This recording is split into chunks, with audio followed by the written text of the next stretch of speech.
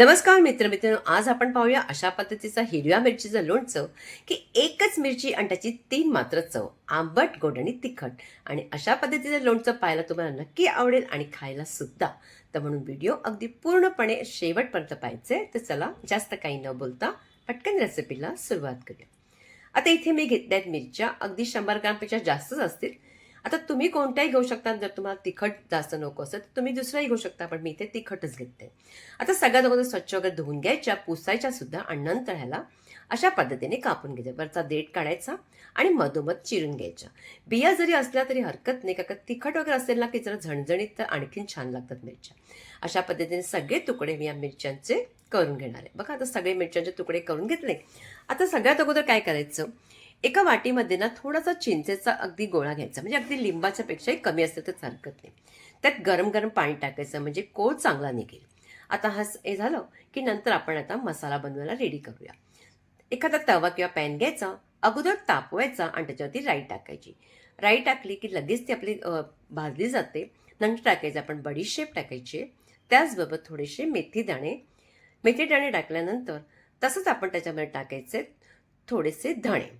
धणे घातले की जरासं घालायचं त्याच्यामध्ये आपण जिरं. आता ही सगळी जिन्नस झाली की आपण हलकी अगदी सुगंध येईपर्यंत आणि चांगले ते भाजून घ्यायची. जास्त वगैरे अगदी लालसर करू नका, अगदी हलकीशी भाजायचं. भाजलं गेलं की याला थंड करायचं. आता हा मसाला आपला रेडी झाला आणि चिंचेचा कोळ ना मी अगोदरच हाताने थोडासा चिंच अगदी हे केली होती. तर बघा चांगला कोळ निघालाय. चिंच बाजूला काढायची, तुम्ही कशातही वापरू शकता. आपण पितळेची भांडी वगैरे वापरतो त्यासाठी पण वापरू शकतो. आणि बाकीचा सगळा कोळ आपण काढून घ्यायचा. आता इथे ना एखादं मिक्सरचं भांडं घ्यायचं आणि ही जिन्नस थंड झाली तर ती आपण त्याच्यामध्ये घालून अगदी आपण वाटून घ्यायची. अगदी पावडर असा करायचा नाही, थोडंसं हलकंसं तुम्ही जाडसर ठेवलं तर हरकत नाही. कढईमध्ये अगदी 2-3 मोठे चमचे चांगलं तेल टाकायचं, चांगलं कडकडीत गरम करायचं, मग राई टाकायची.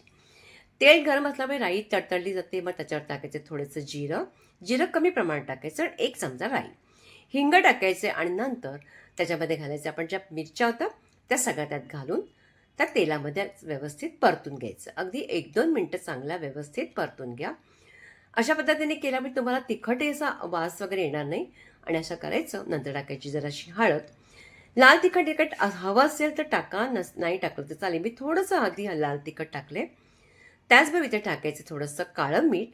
नंतर टाकायचं आपण याच्यामध्ये आमचूर पावडर. ह्याचा आंबटपणा थोडासा वेगळा असतो, पण ते दोन्ही कॉम्बिनेशन छान आहे, चिंच आणि आमचुराचं. चवीपुरतं थोडंसं मीठ टाकायचं आणि ह्याच्यात टाकायचे गूळ. गुळाने आज ना लोणचं अगदी मस्त लागतं आणि त्याचबरोबर चिंचेचा कोळ. आता हे सगळं झालं की अगदी 2 मिनटं याला अगदी आपण काय करूया, झाकून ठेवूया. 2 मिनटं पण नको, 1 मिनटं झाकलं तरी हरकत नाही.